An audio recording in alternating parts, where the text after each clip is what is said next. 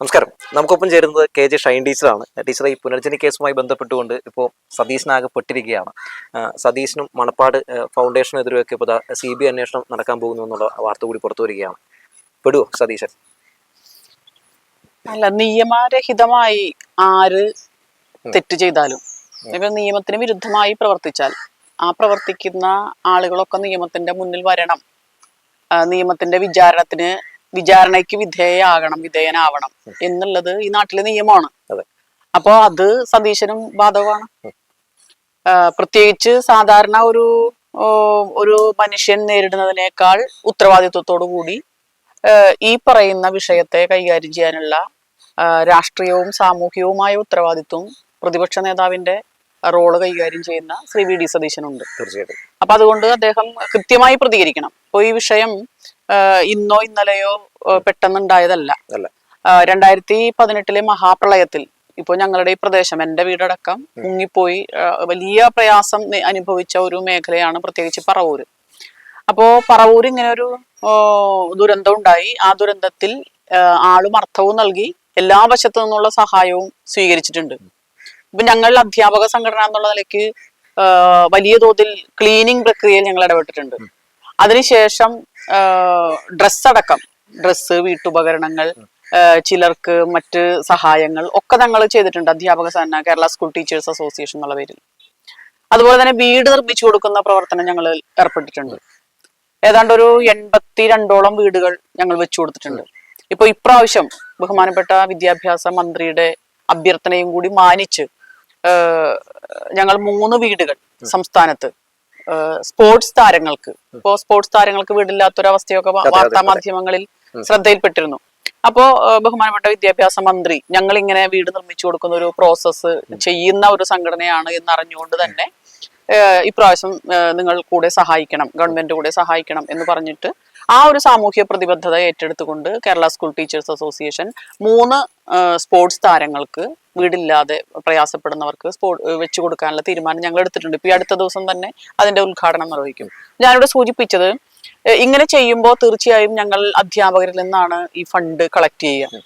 ആ fund raise ചെയ്തതിന് ശേഷം ഓരോ സബ് ജില്ലയാണ് അതിന്റെ പ്രധാനപ്പെട്ട ഒരു ചെറിയ ഘടകം. യൂണിറ്റ് ഒക്കെ ഉണ്ട്, പക്ഷെ സബ് ജില്ലയുടെ അടിസ്ഥാനത്തിലാണ് ഫണ്ട് റേസിംഗ് നടക്കുന്നത്. അപ്പൊ ഈ കളക്ഷൻ നടന്നു കഴിഞ്ഞാൽ ഓരോ സബ് ജില്ലയിൽ ഏതൊക്കെ അധ്യാപകരിൽ നിന്ന് എത്ര രൂപ പിരിച്ചു, അതിന്റെ കണക്ക് ഞങ്ങൾ താഴെ രേഖപ്പെടുത്തും. സമ്മേളനങ്ങളിൽ അത് അവതരിപ്പിക്കും. അത് ഏറ്റവും താഴെ യൂണിറ്റ് മുതൽ, സബ് ജില്ല മുതൽ ജില്ലാ സമ്മേളനം, പിന്നെ സംസ്ഥാന സമ്മേളനം, ഈ പ്രോസസ്സിലൂടെ ഒക്കെ കടന്നുപോയി ആ ഫണ്ടിനുള്ളൊരു അക്കൗണ്ടബിലിറ്റി, ജനങ്ങളെ വിശ്വസിപ്പിക്കാനുള്ള ഒരു ഉത്തരവാദിത്വം ഈ ഫണ്ട് കളക്ട് ചെയ്യുന്ന സംഘടനയ്ക്കുണ്ട് എന്നുള്ളൊരു ബോധ്യത്തിന്റെ അടിസ്ഥാനത്തിലാണ് ഞങ്ങൾ പ്രവർത്തിക്കുന്നത്. അപ്പൊ ഞങ്ങൾ വീട് വെച്ചു കൊടുത്തു, ഇന്ന കുട്ടികൾക്കൊക്കെയാണ് വീട് വെച്ചു കൊടുത്തത്, ഇത്ര രൂപ പിരിച്ചു, ഇതൊക്കെ ഞങ്ങൾ അവതരിപ്പിക്കാറുണ്ട്. ഇത് ഏതൊരു സംഘടനയ്ക്കും, ഏതൊരു വ്യക്തികൾക്കും, ഏതൊരു പ്രസ്ഥാനത്തിനും ഉത്തരവാദിത്തപ്പെട്ടതാണ്. നമുക്കറിയാലോ, നമ്മുടെ നാട്ടിൽ രോഗികളെ സഹായിക്കുന്നതിന് വേണ്ടി ചില വ്യക്തികളുടെ പേരിലൊക്കെ ഫണ്ട് പിരിക്കുന്ന ഏർപ്പാടൊക്കെ ഉണ്ടായിട്ടുണ്ട്. ഇപ്പൊ അതിനെതിരെ വലിയ രൂക്ഷമായ തിരിമറികൾ നടക്കുന്നു എന്നുള്ള വാർത്തകൾ നമ്മുടെ മുന്നിൽ വരുന്നുണ്ട്. അപ്പോ അങ്ങനെയുള്ള വ്യക്തികളെ നമ്മൾ നന്മമരങ്ങളായി അവതരിക്കുകയും അതിൽ നിന്ന് ഈ കിട്ടുന്ന പണത്തിൽ നിന്ന് തട്ടിച്ചു കൊണ്ടുപോകുന്ന അവസ്ഥയും നമ്മുടെ മുന്നിലുണ്ട്. ഉദാഹരണം, ഇപ്പോ ഈ അടുത്ത കാലത്ത് നമ്മൾ ഇപ്പോഴും ചർച്ച ചെയ്തുകൊണ്ടിരിക്കുന്ന ഒന്നാണ് വയനാട് ദുരന്തം. ഈ നമ്മുടെ 18 പ്രളയം പോലെ തന്നെ നമ്മളെയൊക്കെ ഞെട്ടിപ്പിച്ചതാണ്. പ്രളയം പിന്നെയും നമ്മളൊരു 4-5 ആഴ്ച കൊണ്ട് ഇങ്ങനെ വെള്ളം ഉയർന്നു വന്ന് നമുക്കൊന്ന് ഓടി മാറാനോ രക്ഷപ്പെടാനോ ഒക്കെയുള്ള ഒരു സൗകര്യം, ജീവൻ രക്ഷിക്കാനുള്ള ഒരു സൗകര്യം നമുക്ക് കിട്ടിയിരുന്നു. പക്ഷെ വയനാട് ഉണ്ടായിട്ടുള്ള ഉരുൾപൊട്ടൽ എന്ന് പറഞ്ഞാൽ അപ്രതീക്ഷിതമായി കിടന്നുറങ്ങിക്കൊണ്ടിരിക്കുമ്പോഴാണ് ജീവനും വീടും ഭൂമി അടക്കം ഒലിച്ചു പോകുന്ന സംഭവം.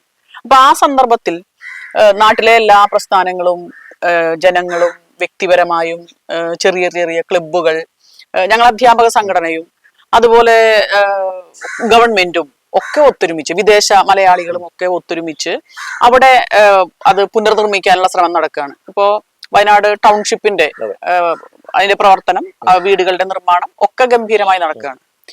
ഈ അവസരത്തിൽ പല സംഘടനകളും ഞങ്ങൾ വീട് നിർമ്മിച്ചു കൊടുക്കും എന്ന് പ്രഖ്യാപിച്ചു. ഇപ്പൊ DYFI അതിന്റെ പ്രഖ്യാപനം നടത്തി. അവര് പറഞ്ഞതിനേക്കാൾ അധികം വീടുകൾ നിർമ്മിച്ചു കൊടുക്കാനുള്ള എല്ലാ സജ്ജീകരണങ്ങളും നടത്തി കഴിഞ്ഞു. അതിന്റെ ഫണ്ടും എത്ര രൂപ പിരിച്ചു, എത്ര വീട് വെച്ച് കൊടുക്കുന്നു ഒക്കെ അവര് മാധ്യമങ്ങളിലൂടെ വെളിപ്പെടുത്തി. ആ വെളിപ്പെടുത്തിയതൊരു മഹത്തായ കാര്യമായിട്ടല്ല ഞാൻ കരുതുന്നത്. അതൊരു ഉത്തരവാദിത്വമാണ്, ഒരു സാമൂഹ്യമായ ഒരു ഉത്തരവാദിത്വമാണ്. ആ ഉത്തരവാദിത്വം സിറ്റിസൺ ഉണ്ട്, ഒപ്പം തന്നെ ആ സിറ്റിസൺസ് ഉൾപ്പെട്ടിട്ടുള്ള സംഘടനകൾക്കുണ്ട്. ആ ഉത്തരവാദിത്വമാണ് DYFI നിർവഹിച്ചത്. ഇതുപോലെ ജനങ്ങളിൽ നിന്ന് ഫണ്ട് പിരിച്ച സംഘടനകളുണ്ട്. അവരെന്ത് പറഞ്ഞാണ് ഫണ്ട് പിരിച്ചത്? ഞങ്ങൾക്ക് ഇങ്ങനെ ഇന്ന ദുരന്തം ഉണ്ടായി, നാട് മുഴുവൻ കണ്ടതാണല്ലോ. അപ്പൊ ആ സഹതാപവും സിമ്പതി മാത്രമല്ല, എമ്പതിയും കൂടി ഉള്ള ആളുകൾ ഇവർ ചോദിച്ച പണം അവരുടെ ആ ചെറിയ നിക്ഷേപത്തിൽ നിന്ന്, അല്ലെങ്കിൽ ആ അന്നന്ന് പണിയെടുത്ത് ജീവിക്കുന്ന ആളുകൾ പോലും വളരെ സന്തോഷത്തോടു കൂടി കൊടുത്ത ഫണ്ടാണ്. ആ ഫണ്ട് യൂത്ത് കോൺഗ്രസും ഫണ്ട് റേസിങ്ങിനുള്ള ആഹ്വാനം നടത്തി. അവർ ഫണ്ട് പിരിക്കുകയും ചെയ്തു. ഇനി ഇത്ര പിരിക്കും എന്ന് പറഞ്ഞു. പക്ഷെ നാട്ടുകാരോട് പറഞ്ഞത് ഞങ്ങൾ ഇത്ര പിരിച്ചോളൂ, എന്തെങ്കിലും ആവട്ടെ, അത്രയെങ്കിലും പറഞ്ഞല്ലോ.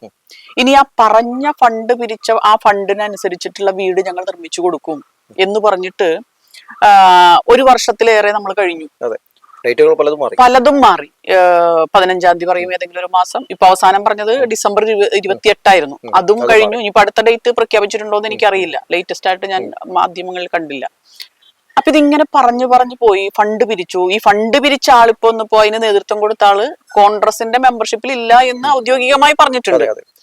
മാത്രല്ല അയാളൊരു കുറ്റവാളിയുടെ സ്ഥാനത്ത് നിൽക്കുകയാണ്.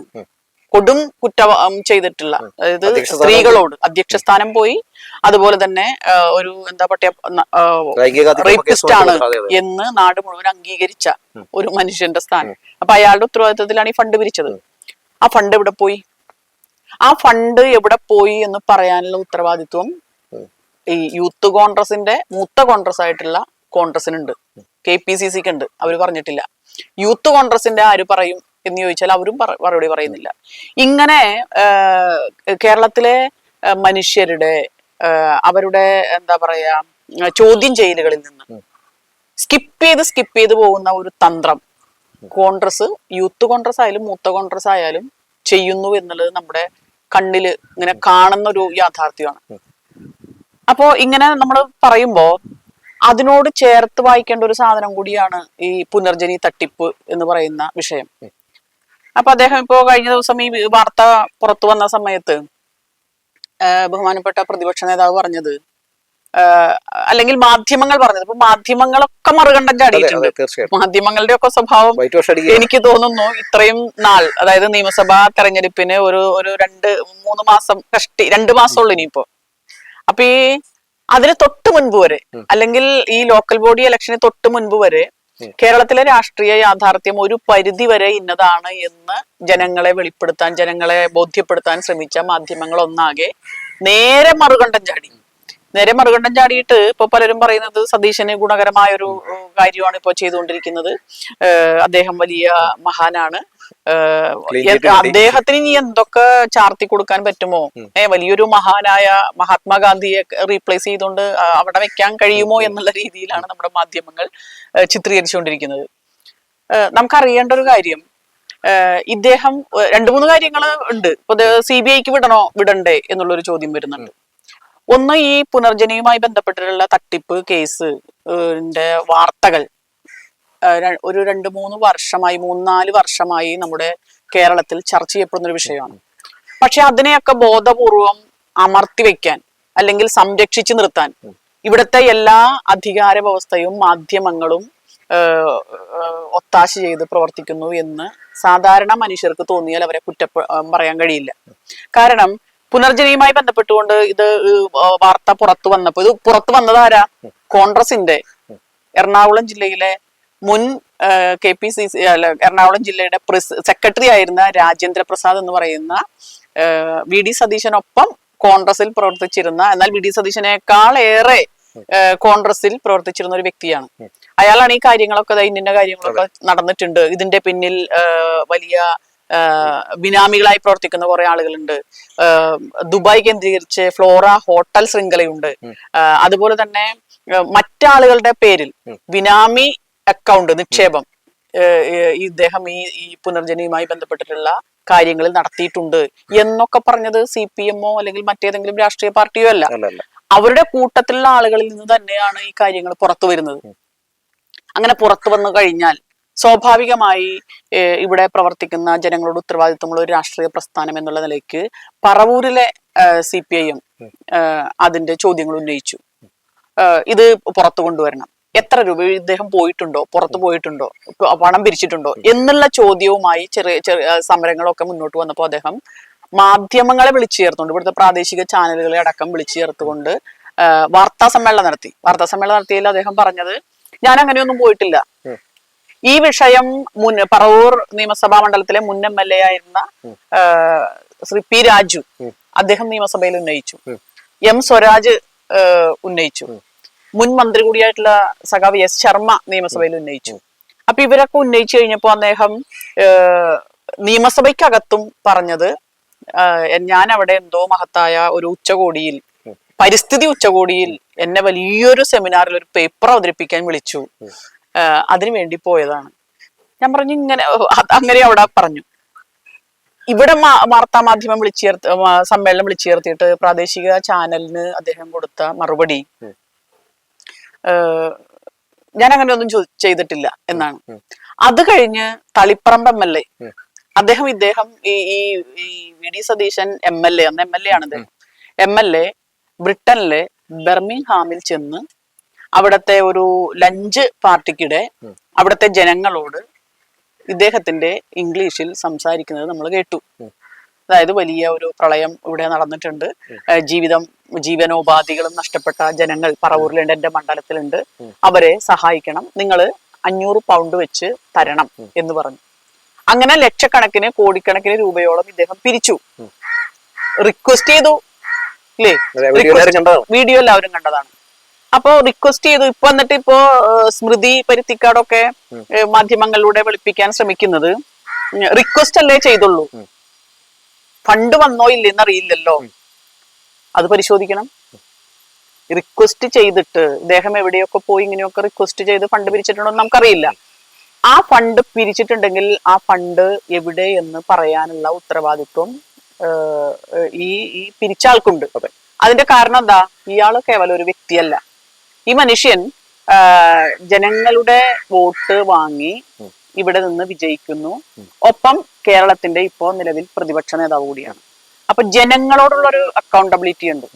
അദ്ദേഹത്തിന്റെ ആ പ്രിവിലേജ് ഇപ്പോ പ്രതിപക്ഷ നേതാവ് എന്നുള്ള ഒരു പ്രിവിലേജ് ഇദ്ദേഹത്തിന് ഇവിടെ നിന്ന് കിട്ടിയതാ, ഈ നാട്ടിലെ ജനങ്ങൾ കൊടുത്തതാ. അപ്പൊ ജനങ്ങളോട് തിരിച്ചു ഉത്തരവാദിത്വം ഉണ്ട്. അപ്പൊ ആ ഉത്തരവാദിത്വത്തിന്റെ പുറത്ത് ഇദ്ദേഹം ഒന്ന് പറയാൻ തയ്യാറാവണം. ഞാൻ ഇവിടെ വേറൊരു രസമുള്ളത് എന്താണെന്നറിയോ? ഇവിടെ ഒരു ചെറിയൊരു മുനിസിപ്പൽ റോഡ് പോലും അല്ലെങ്കിൽ പഞ്ചായത്ത് റോഡ് പോലും ഈ മണ്ഡലത്തിൽ റിപ്പയർ ചെയ്തു കഴിഞ്ഞാൽ അത് ജനങ്ങൾക്ക് നടക്കണമെങ്കിൽ ഇദ്ദേഹം ഒരു ഉദ്ഘാടന കർമ്മം നിർവഹിക്കും. നാടകെട്ടി ഉദ്ഘാടനം നടത്തിയിട്ട് അതിന്റെ ഫോട്ടോ പത്രത്തിലും അദ്ദേഹത്തിന്റെ ഫേസ്ബുക്കിലും മാധ്യമങ്ങളിലും ഒക്കെ വന്നതിന് ശേഷം മാത്രമേ ജനങ്ങൾക്ക് അതിലൂടെ നടക്കാൻ കഴിയുള്ളൂ. അപ്പൊ ഒരു ചെറിയ റോഡ്, ഒരു 100-200 മീറ്റർ അല്ലെങ്കിൽ 100 മീറ്റർ നീളമുള്ള ഒരു റോഡ് പോലും പുനർനിർമ്മിച്ചാൽ അതിന്റെ ഉദ്ഘാടനം നിർവഹിച്ച് അതിന്റെ സോഷ്യൽ മീഡിയയിലൂടെയും മാധ്യമങ്ങളിലൂടെയും ഇത് അറിയിച്ചിട്ട് മാത്രമേ നാട്ടുകാർക്ക് നടക്കാൻ കഴിയുള്ളൂ. അങ്ങനെയുള്ളൊരു മനുഷ്യൻ ഈ 229 വീട് പുനർജനിയുമായി ബന്ധപ്പെട്ടുകൊണ്ട് എന്താണ് ഹാബിറ്റേറ്റ് ഫോർ ഹ്യൂമൻ ഡെവലപ്മെന്റ് എന്നൊക്കെ പറഞ്ഞിട്ട് ഉണ്ടാക്കിയ സംവിധാനങ്ങളുണ്ട്. അപ്പോൾ ഇതിന്റെ പുറത്ത് ഇത്ര വീട് നിർമ്മിച്ചു കൊടുക്കും എന്ന് പറഞ്ഞിട്ട് അതിനെക്കുറിച്ച് 90 വീടുകൾക്ക് താഴെയാണ് ഇദ്ദേഹത്തിന്റെ ഫോട്ടോ. അത് ഏതൊക്കെ തരത്തിലുള്ള വീടുകളാണെന്നൊന്നും നമുക്കറിയില്ല. പലപ്പോഴും മാധ്യമങ്ങളിലൂടെ ഉയർന്നു വന്നിട്ടുള്ളത് ഇപ്പോ പല സ്പോൺസർഷിപ്പിലൂടെ പലരും വീട് നിർമ്മിച്ചു കൊടുത്തിട്ടുണ്ട്. ഇപ്പൊ റോട്ടറി ക്ലബ്ബ്, ആസ്റ്റർ, അങ്ങനെ നിരവധിയായിട്ടുള്ള ചാരിറ്റബിൾ സൊസൈറ്റി, ഇപ്പൊ ചിറ്റിലപ്പിള്ളി ഫൗണ്ടേഷൻ, ഇങ്ങനെയുള്ള നിരവധിയായിട്ടുള്ള ചാരിറ്റബിൾ ആയിട്ടുള്ള ഓർഗനൈസേഷൻസ് അവർ സ്പോൺസർഷിപ്പ് ഏറ്റെടുത്തുകൊണ്ട് വീട് നിർമ്മിച്ചു കൊടുത്തിട്ടുണ്ട്. അതിന്റെയും ഉദ്ഘാടനത്തിന് ഇപ്പോ അങ്ങനെയാണല്ലോ നമ്മൾ സാധാരണ, ആര് ചെയ്തു എന്നുള്ളതല്ല, ആരാണ് ഇതിന്റെ പിന്നിൽ സാമ്പത്തികം അല്ലെങ്കിൽ പണം കൊടുത്തിട്ടുള്ളത് എന്ന് നോക്കാതെ ആ ഒരു സംഭവം ഉദ്ഘാടനത്തിന് വേണ്ടി സാധാരണ നമ്മൾ ക്ഷണിക്കാറുള്ളത് നാട്ടിലെ ജനപ്രതിനിധികളെയോ അല്ലെങ്കിൽ സിനിമാ താരങ്ങളെയോ അങ്ങനെയൊക്കെയാണ്. ആ സിനിമാ താരങ്ങൾ അറിഞ്ഞിട്ടുണ്ടാവില്ല ഇത്. അപ്പോ അങ്ങനെ എന്തോ ആവട്ടെ, അതൊന്നും നമുക്കറിയില്ല. അപ്പൊ ഈ ഫണ്ട് വന്നത് ആർക്കൊക്കെ കൊടുത്തു അത് പറയാൻ ബഹുമാനപ്പെട്ട പ്രതിപക്ഷ നേതാവ് തയ്യാറാവണം. അദ്ദേഹം എന്തിനാ ഭയപ്പെടുന്നത്? പിന്നെ അദ്ദേഹം പറയുന്നത് അത് ഈ കിട്ടിയ ആളുകളെ എന്താ പറയാ അപമാനിക്കലാണ്. അങ്ങനെയല്ലല്ലോ.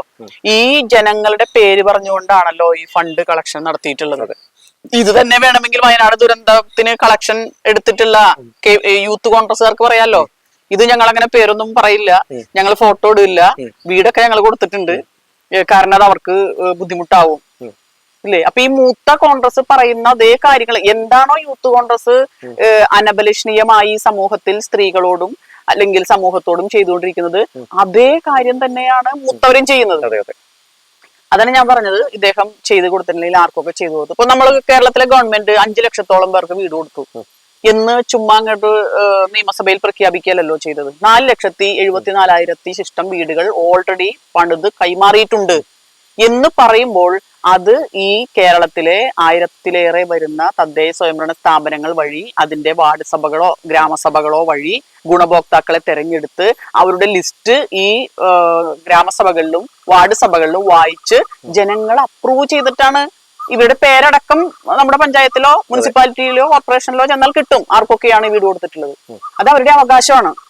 ഈ നാട്ടിലെ വീടില്ലാത്തവർക്ക് വീടുണ്ടാക്കി കൊടുക്കുക എന്നുള്ളത് നാട് ഭരിക്കുന്ന ഗവൺമെന്റിന്റെ ഉത്തരവാദിത്വമാണ് എന്ന ബോധ്യമുള്ള ഒരു രാഷ്ട്രീയ പാർട്ടി നിയന്ത്രിക്കുന്ന ഒരു ഗവൺമെന്റാണ് കേരളം ഭരിക്കുന്നത്. അതുകൊണ്ടാണ് ഈ ലക്ഷക്കണക്കിന് വീടുകൾ കൊടുത്തത്. അതിന്റെ അക്കൗണ്ടബിൾ ആണ്, അതിന് വാലിഡിറ്റി ഉണ്ട്.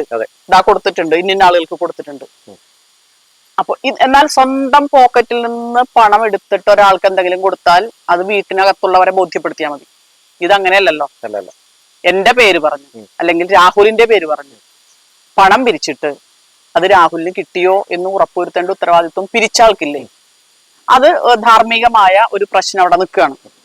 മറ്റൊന്ന്, ഇദ്ദേഹത്തിന്റെ വിസ ആപ്ലിക്കേഷനിൽ ഇപ്പൊ ബ്രിട്ടനിലേക്കോ അല്ലെങ്കിൽ വിദേശത്തേക്കോ അന്ന് പോയിട്ടുള്ള ഈ സംഭവവുമായി ഈ വീഡിയോയുമായി കണക്ട് ചെയ്തിട്ടുള്ള സംഭവത്തിനിടയ്ക്ക് ഇദ്ദേഹം പറഞ്ഞിട്ട് ആപ്ലിക്കേഷനിൽ ഇദ്ദേഹം റീസൺ കൊടുത്തിട്ടുള്ളത് അവിടെ സന്ദർശനം, ഒരു സ്വകാര്യ സന്ദർശനം മാത്രമല്ല അവിടുത്തെ ചരിത്ര മ്യൂസിയങ്ങളും മറ്റുകളും കാണുക എന്നുള്ളതാണ് ഈ ആപ്ലിക്കേഷനിൽ പറഞ്ഞിട്ടുള്ളത്.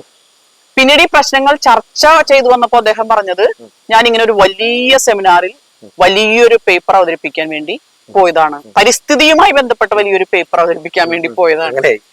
ഇതൊക്കെ പറയുമ്പോ ഒരു സാധാരണ ഒരു മനുഷ്യനാണ് അല്ലെങ്കിൽ ഒരു ഇടതുപക്ഷക്കാരാണ് ഇത് പറയുന്നതെങ്കിൽ, ഇടതുപക്ഷത്തെ ഏതെങ്കിലും ഒരു MLA അല്ലെങ്കിൽ ഈവൻ ബഹുമാനപ്പെട്ട മുഖ്യമന്ത്രി പോലും ഞാൻ ഇങ്ങനെ അവിടെ ഒരു വലിയ പേപ്പർ അവതരിപ്പിക്കാൻ പോയി എന്നെങ്ങാൻ പറഞ്ഞാൽ ഇവിടുത്തെ മാധ്യമങ്ങൾ എങ്ങനെയായിരിക്കും അതിനെ കൈകാര്യം ചെയ്യുക?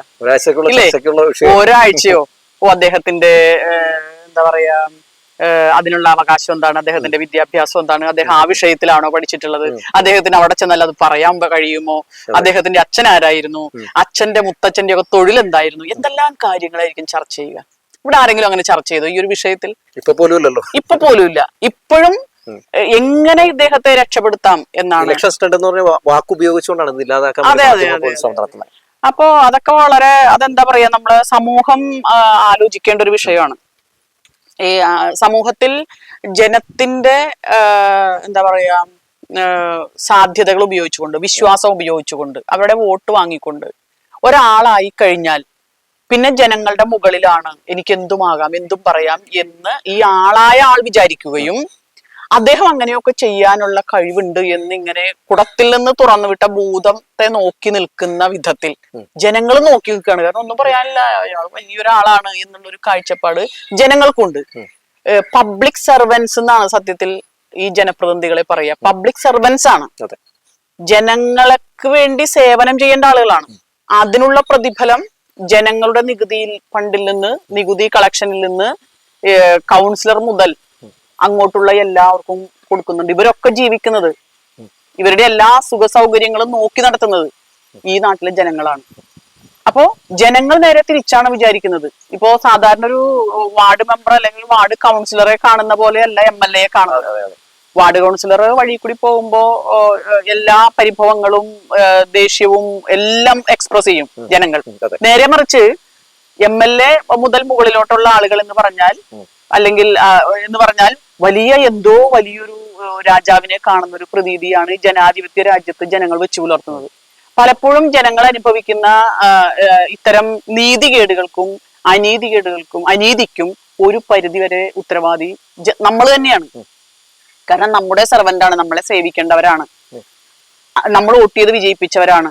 നമ്മളാണ് ഇവർക്ക് റോഡിലൂടെ ഓടാൻ വേണ്ട വാഹനങ്ങളും മറ്റ് സൗകര്യങ്ങളും മറ്റ് പ്രിവിലേജും. ഇപ്പോ ബ്രിട്ടനിൽ പോയി, ബർമിംഗ്ഹാമിൽ പോയി പണം ചോദിച്ച് വെറും ഒരു സതീശൻ എന്നുള്ള ഒരു പേരുള്ള ഒരു മനുഷ്യൻ, അയാൾക്ക് പോവാൻ കഴിയുമോ?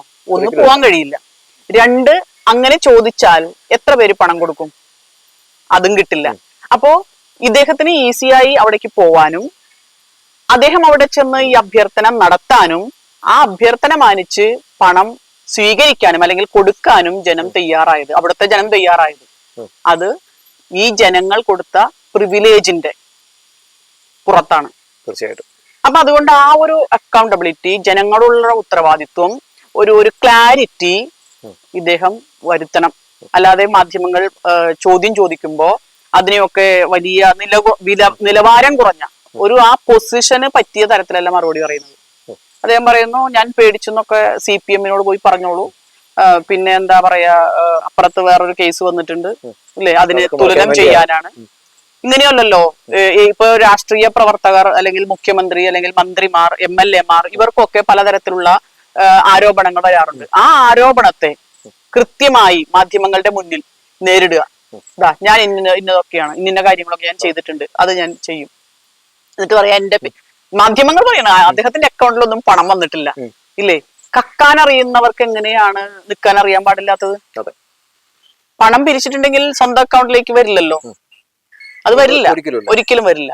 അപ്പൊ അത് നിൽക്കാൻ അറിയുന്ന ആളുകൾ തന്നെയായിരിക്കും അത്തരത്തിലുള്ള കാര്യങ്ങൾ ചെയ്യുക. അപ്പോ അത് അവിടെ ഒരു വേറെ വശത്ത് നിൽക്കാണ്. മറ്റൊന്ന്, വിദേശ രാജ്യത്ത് പോയി പണം പിരിക്കാൻ ഒരു MLA-ക്ക് അല്ലെങ്കിൽ ഒരു ഇന്ത്യൻ സിറ്റിസന്, ഒരു ഗവൺമെന്റിന് പോലും കഴിയില്ല എന്നുള്ളൊരു നിയമം 2010 ഈ രാജ്യത്ത് പാസ്സാക്കിയിട്ടുണ്ട്. ആ നിയമം FCRA എന്ന് പറയുന്ന നിയമം, ഫോറിൻ കോൺട്രിബ്യൂഷൻ റെഗുലേഷൻ ആക്ട്. ഈ ആക്ട് അനുസരിച്ച് അതിൽ കൃത്യമായി അതിന്റെ വകുപ്പ് 3(2)A അതിൽ പറയുന്നു, മറ്റ് രാജ്യങ്ങളിൽ നിന്ന് ഇവിടുത്തെ ഏതെങ്കിലും ഒരു വ്യക്തിക്കോ, ഇന്ത്യൻ സിറ്റിസൺ ആയിട്ടുള്ള ഒരു വ്യക്തിക്ക്, രാഷ്ട്രീയ പ്രസ്ഥാനത്തിൽ പ്രവർത്തിക്കുന്ന രാഷ്ട്രീയ പാർട്ടികൾക്ക്, ഗവൺമെന്റ് സർവൻസിന്, പബ്ലിക് സർവൻസ് എന്നൊക്കെ പറഞ്ഞാൽ ഇവരൊക്കെ പെടും, രാഷ്ട്രീയ പ്രവർത്തകർ അല്ലെങ്കിൽ രാഷ്ട്രീയമായി ഒരു പൊസിഷനിൽ ഇരിക്കുന്നവരൊക്കെ പെടും. ഇവർക്ക് പറ്റില്ല എന്ന് കൃത്യമായ റൂളുണ്ട്. ആ റൂളിനെ ലംഘിച്ചുകൊണ്ടാണ് ഇദ്ദേഹം ഈ പ്രവർത്തനം ചെയ്തിട്ടുള്ളത്. അപ്പൊ അതുകൊണ്ടാണ് മാധ്യമങ്ങളൊക്കെ വ്യാഖ്യാനിക്കുന്ന പോലെ CBI അന്വേഷിക്കണം. എന്തുകൊണ്ട് CBIക്ക് വിടണം? ഇടതുപക്ഷം CBIക്ക് എതിരാണല്ലോ എന്നൊക്കെ CBIക്ക് ഇടതുപക്ഷം എതിരായത് കൊണ്ട് CBI വരാൻ പാടില്ല അല്ലെങ്കിൽ അന്വേഷണം നടത്താൻ പാടില്ല എന്ന് നമുക്ക് പറയാൻ കഴിയില്ലല്ലോ. CBI ചില കാര്യങ്ങൾ, ഇപ്പോ അതിന്റെ റിപ്പോർട്ട് തന്നെ പലപ്പോ മാധ്യമങ്ങളിലൊക്കെ പറഞ്ഞിട്ടുള്ളത് 96% അത്തരം ഏജൻസികൾ നടത്തിയിട്ടുള്ള അല്ലെങ്കിൽ ആരോപിച്ചിട്ടുള്ള കുറ്റങ്ങൾ തെളിയിക്കപ്പെട്ടിട്ടില്ല എന്നൊക്കെ അതിന്റെ വിശ്വാസ്യതയുമായി ബന്ധപ്പെട്ട്. പക്ഷെ ഇത് കേന്ദ്രവുമായി ബന്ധപ്പെട്ടൊരു നിയമം ലംഘിച്ചുകൊണ്ട് നടത്തിയിട്ടുള്ള ഒരു പ്രവർത്തനം, അതിന് കൃത്യമായി അന്വേഷണം നടക്കണം എന്നാണ് ഞങ്ങൾ ആവശ്യപ്പെടുന്നത്. അപ്പോൾ പറവൂരുമായി ബന്ധപ്പെട്ട് ഞങ്ങൾ നിരവധിയായ സമരങ്ങൾ ഞങ്ങൾ നടത്താൻ പോകുന്നുണ്ട്. കാരണം ഇതാണ്, ഇതിന്റെ ഒരു നിജസ്ഥിതി. ഇങ്ങനെ ആരെയും കൂസാതെ, ഒരു നിയമത്തിനും വിധേയനാകാതെ ഇങ്ങനെ ഒരു രാഷ്ട്രീയ നേതാവ് വളർന്നു വന്നാൽ ഈ നാട്ടിലെ ആളുകൾക്ക് ജീവിക്കണ്ടേ? ടീച്ചർ, ഇതിൽ മറ്റൊരു പ്രധാനപ്പെട്ട കാര്യം, CPM മാത്രമാണ് അത്തരത്തിലുള്ള ചോദ്യങ്ങൾ ഉന്നയിക്കുന്നുള്ളൂ എന്നുള്ളതാണ്. ഈ സമയം വരെ ഈ വിഷയമായിട്ട് ബന്ധപ്പെട്ട് രാജീവ് ചന്ദ്രശേഖരോ അദ്ദേഹത്തിന്റെ പാർട്ടിയുള്ള BJP ഒന്നും സതീശനെതിരെ ഒരു അക്ഷരം മിണ്ടുന്നില്ല എന്നുള്ളതാണ്. ഒരു പ്രതിഷേധം പോലും നടത്തുന്നില്ല എന്നതാണ്. അതിപ്പോ നിങ്ങൾക്കൊക്കെ അറിയാവുന്നത് പോലെ RSS നേതാവിന്റെ പടത്തിന് മുന്നിൽ കുനിഞ്ഞു നിന്ന് ദീപം തെളിയിച്ച് പോരുന്ന ഒരു വ്യക്തിയാണ്. അത് മാത്രമല്ല, വിശ്വ ഹിന്ദു പരിഷത്തിന്റെ ഇവിടുത്തെ നേതാവ് പോലും പറഞ്ഞിട്ടുണ്ട്, ഇലക്ഷൻ വരുമ്പോ ഞങ്ങളുടെ അടുത്ത് വോട്ടിന് വരാറുണ്ട്, ഞങ്ങളോട് വോട്ട് അഭ്യർത്ഥിക്കാറുണ്ട്. പക്ഷെ പ്രത്യക്ഷത്തിൽ ജനങ്ങളുടെ മുന്നിൽ ഇദ്ദേഹം വലിയ മതനിരപേക്ഷവാദിയാണ്, സെക്യുലറിസ്റ്റ് ആണ്, പ്രസംഗം നടത്താറുണ്ട്, ജനാധിപത്യവാദിയാണ്. പക്ഷെ ജയിക്കാൻ വേണ്ടി ഇദ്ദേഹം ഈ കേന്ദ്രങ്ങളിലൊക്കെ പോവാറുണ്ട്. അപ്പൊ അവരുടെയൊക്കെ സ്വാഭാവികമായ പിന്തുണ അദ്ദേഹത്തിന് ഉണ്ടാവാം. അതൊരു കാര്യമാണ്. ഇനി മറ്റൊന്ന്, വേറൊരു വിഷയം, നമ്മുടെ കേരള ലെജിസ്ലേച്ചർ അസംബ്ലിയുമായി ബന്ധപ്പെട്ടുള്ള പ്രൊസീജിയർ ഉണ്ട്, നടപടിക്രമങ്ങളുണ്ട്. ഒരു MLA പാലിക്കേണ്ട നടപടിക്രമങ്ങൾ, അല്ലെങ്കിൽ മന്ത്രിയുമായി ബന്ധപ്പെട്ട നടപടിക്രമങ്ങൾ ഓരോരുത്തർക്കും. അപ്പോ ഈ ആക്ട് ആൻഡ് റൂൾ അനുസരിച്ചാണോ ഇദ്ദേഹം പോയിട്ടുള്ളത്? അത് സ്പീക്കറോട് പരിശോധിക്കാൻ വേണ്ടി വിജിലൻസ് ഡയറക്ഷൻ കൊടുത്തിട്ടുണ്ട്, നിർദ്ദേശങ്ങളുണ്ട് എന്നാണ് നമുക്കറിയാൻ സാധിച്ചിട്ടുള്ളത്. പിന്നെ ഇദ്ദേഹം പറയുന്നത് അതൊക്കെ ക്ലിയർ ചെയ്ത കാര്യമാണ്, അതൊക്കെ പോയ കാര്യങ്ങളാണ്. ഏത് ജനത്തിനറിയാം ഈ പുനർജനിയുമായി ബന്ധപ്പെട്ടിട്ടുള്ള എത്ര വിവരങ്ങൾ ഇവിടുത്തെ പറവൂർ നിയമസഭാ മണ്ഡലത്തിൽ ജീവിക്കുന്ന എത്ര മനുഷ്യർക്കറിയാം? അവര് പറയട്ടെ. ഇനി കോൺഗ്രസ് നേതാക്കൾക്ക് എത്ര പേർക്കറിയാം? അദ്ദേഹത്തിനെ ചുറ്റിപ്പറ്റി കുറച്ച് ആളുകളുണ്ട്. ഇപ്പൊ ഇവിടുത്തെ ബഹുമാനപ്പെട്ട ചെയർമാൻ കഴിഞ്ഞ ദിവസം പറയുന്നത് കേട്ടു, ആ ഫണ്ടൊക്കെ ഞങ്ങള് ചെലവഴിച്ചിട്ടുള്ളത് ഞങ്ങൾ ലിസ്റ്റ് തയ്യാറാക്കി എന്നിട്ട് ആളുകൾക്കൊക്കെ കൊടുത്തിട്ടാണുള്ളത്. ഒരവസരത്തിൽ ഈ പ്രതിപക്ഷ നേതാവ് തന്നെ പറഞ്ഞു, ഉമ്മൻചാണ്ടിയുടെ കാലത്ത് വീടുണ്ടാക്കി കൊടുത്തിട്ടുണ്ട്, പക്ഷെ ഞങ്ങൾ ആരോടും പറയില്ല. ഇതെന്തൊരു ലോകം, എന്തൊരു നാട്, വെള്ളരിക്ക പട്ടണമാണ്. ഞങ്ങൾ ഇഷ്ടംപോലെ വീടുണ്ടാക്കി കൊടുത്തിട്ടുണ്ട്, പക്ഷെ ഞങ്ങൾ ആരോടും പറയില്ല. നിങ്ങൾ പറയണമല്ലോ. ഇപ്പൊ തെരഞ്ഞെടുപ്പ് നേരിടാൻ പോവാണ്. ഈ തെരഞ്ഞെടുപ്പിൽ കോൺഗ്രസ് ഇപ്പോ അവര് വലിയ ലക്ഷ്യ എന്നൊക്കെ പറഞ്ഞുകൊണ്ട് വലിയ ഇതൊക്കെ നടത്തുന്നുണ്ട്. ലോക്കൽ ബോഡി ഇലക്ഷനിൽ വലിയ വിജയം നേടി എന്നുള്ളൊരു ഗമയിലാണ് നടക്കുന്നത്. ഞങ്ങളെങ്ങനെ തോറ്റു എന്ന് ഇടതുപക്ഷം ഞങ്ങൾ പരിശോധിക്കുകയാണ്. എന്താണ് നമുക്ക് പാകപ്പിഴ? ഇനി ജനങ്ങളോട് ചോദിക്കാൻ ഞങ്ങൾ പോവാണ്, എന്താണ് ഞങ്ങൾ ഇനി ചെയ്യേണ്ടത്? ഒരു ജനാധിപത്യ രാജ്യത്ത് ഗവൺമെന്റ് ദാരിദ്ര്യം ഇല്ലാതാക്കുക, പട്ടിണി ഇല്ലാതാക്കുക, വീടില്ലാത്തവർക്ക് വീട് കൊടുക്കുക, സാധാരണക്കാരുടെ മക്കൾ പഠിക്കുന്ന സ്കൂളുകൾ എല്ലാവർക്കും പഠിക്കാൻ പറ്റുന്ന നല്ല മികച്ച വിദ്യാഭ്യാസം കൊടുക്കുക, റോഡുകളും പാലങ്ങളും ഉണ്ടാക്കുക, കർഷകർക്കും തൊഴിലാളികൾക്കും ആശാവർക്കർമാർക്കും തൊഴിലുറപ്പ് തൊഴിലാളികൾക്കും ഇന്ത്യയിൽ ഒരിടത്തുമില്ലാത്ത തരത്തിലുള്ള പ്രതിഫലം കൊടുക്കുക, അവർക്ക് വേണ്ട സാമ്പത്തിക സഹായങ്ങൾ കൊടുക്കുക, ക്ഷേമനിധി ഉണ്ടാക്കുക, പെൻഷൻ കൊടുക്കുക. ഇതൊക്കെ ചെയ്തിട്ടും ഞങ്ങൾ എങ്ങനെ തോറ്റു എന്ന് ഞങ്ങൾ ഇങ്ങനെ അന്തിച്ചിരിക്കുകയാണ്. ഇനി എന്താണ് പ്രശ്നം? ഞങ്ങളത് പഠിക്കാൻ പോവാണ്, എന്തെങ്കിലും പ്രശ്നം ഉണ്ടാവുമായിരിക്കും. ഇതേ എന്താളിപ്പോ കോൺഗ്രസിനകത്തുണ്ട്. ഇവര് തമ്മിൽ കൂട്ടം ചേർന്നിരുന്ന് പറയേണ്ടത് നമ്മളെങ്ങനെ ജയിച്ചു. കാരണം നമുക്ക് ഇപ്പൊ ഞങ്ങൾ പറയുമ്പോ നമ്മളെങ്ങനെ തോറ്റു, നമ്മൾ ഇന്ന കാര്യങ്ങളൊക്കെ ജനങ്ങൾക്ക് വേണ്ടി ചെയ്തിട്ടുണ്ട്. പക്ഷെ ഇവന്മാര് ഇത് ചിരിക്കുന്നുണ്ടാവും, നമ്മളിത് എങ്ങനെ ജയിച്ചടാ എന്നൊരു പരസ്പരം ചോദിക്കുന്നുണ്ടാവും. കാരണം മുൻകാലങ്ങളിൽ നമ്മൾ സ്കൂൾ പൂട്ടിയിട്ടുള്ളൂ, ആശുപത്രികളിൽ മരുന്നും ഡോക്ടർമാരും നഴ്സുമാരും ഇല്ലാതാക്കിയിട്ടുള്ളൂ, പൊതുമേഖലാ സ്ഥാപനങ്ങൾ നമ്മൾ അടച്ചുപൂട്ടിയിട്ടേ ഉള്ളൂ, റോഡുകളും തോടുകളും ഒക്കെ കൊളാക്കിയിട്ടേ ഉള്ളൂ. ഇങ്ങനെ നമ്മൾ ഇത്രയും അധ്യാപകരുടെയും ജീവനക്കാരുടെയും 15% സാലറി കട്ട് ചെയ്യണം. പെൻഷൻ കോൺട്രിബ്യൂട്ടറി പെൻഷൻ എന്ന് പറഞ്ഞൊരു സാധനമുണ്ട്. അതായത് പണിയെടുക്കുന്ന ജീവനക്കാരിൽ നിന്ന് തന്നെ പിരിക്കുക. ആ സാധനവും കൊണ്ടുവന്നത് 2014 ഉമ്മൻചാണ്ടിയുടെ ഗവൺമെന്റ് ആണ്. അപ്പൊ നമ്മൾ ഇത്രയൊക്കെ ദ്രോഹം ചെയ്തിട്ടും, നമുക്ക് പൂർവ്വകാല ചരിത്രം നമ്മുടെ ഇതാണ്, എന്നിട്ടും വീണ്ടും നമ്മൾ ജയിച്ചിരിക്കുന്നു. ഈ ഒരു അവസ്ഥയിലാണ് കോൺഗ്രസ്. ഇപ്പൊ നിയമസഭാ തെരഞ്ഞെടുപ്പ് വരുന്നു. മനുഷ്യര് ഈ രാജ്യത്ത്, ഇപ്പൊ ഞാനും ഒരു ജനത്തിന്റെ ഒരു ഭാഗമാണല്ലോ. നമ്മൾ വിചാരിക്കുന്നത്, നമ്മളൊരു ഇലക്ഷനെ നേരിടുമ്പോൾ ഒരു ജനാധിപത്യ രാജ്യത്ത് സാധാരണ ജനങ്ങൾ എന്താ വിചാരിക്കുക, കരുതുന്നത്, അല്ലെങ്കിൽ ആ ഇലക്ഷനുമായി ബന്ധപ്പെട്ടിട്ടുള്ള ഒരു തീരുമാനം എടുക്കുമ്പോൾ ഇവരെന്തൊക്കെ ചെയ്യും, ഇവര് എന്താണ് മുൻകാലങ്ങളിൽ ചെയ്തിട്ടുള്ളത്, ഇവരെ അധികാരത്തിൽ കയറ്റിയാൽ എന്തായിരിക്കും ഈ കേരളത്തിൽ നടക്കാൻ പോകുന്നത്. ഇപ്പോ ചർച്ചയിലൂടെ ഉയർന്നു വന്നിട്ടുള്ള ഒരു ചെറുപ്പക്കാരിയായിട്ടുള്ള സിനിമാ നടി ഉണ്ടല്ലോ, മീനാക്ഷി. ആ കുട്ടി പറയുന്നു, ഏറ്റവും ആത്മവിശ്വാസത്തോടു കൂടി സുരക്ഷിതത്വത്തോടു കൂടി ജീവിക്കാൻ പറ്റുന്ന, സ്ത്രീകൾക്ക് ജീവിക്കാൻ പറ്റുന്ന ഒരു ഇടമാണ് ഈ കേരളം. അങ്ങനെ ആക്കി തീർത്തത് ഇവിടുത്തെ ഗവൺമെന്റ് ആണ്, സംസ്ഥാന ഗവൺമെന്റ് ആണ്, ഇല്ലേ? ഇതൊരു പൊളിറ്റിക്കൽ റീഡിംഗ് ആണ്. ഒരു പൗര എന്നുള്ള നിലയ്ക്ക് കൃത്യമായ ഒരു റീഡിംഗ് ആണ് ആ കുട്ടി നടത്തിയിട്ടുള്ളത്.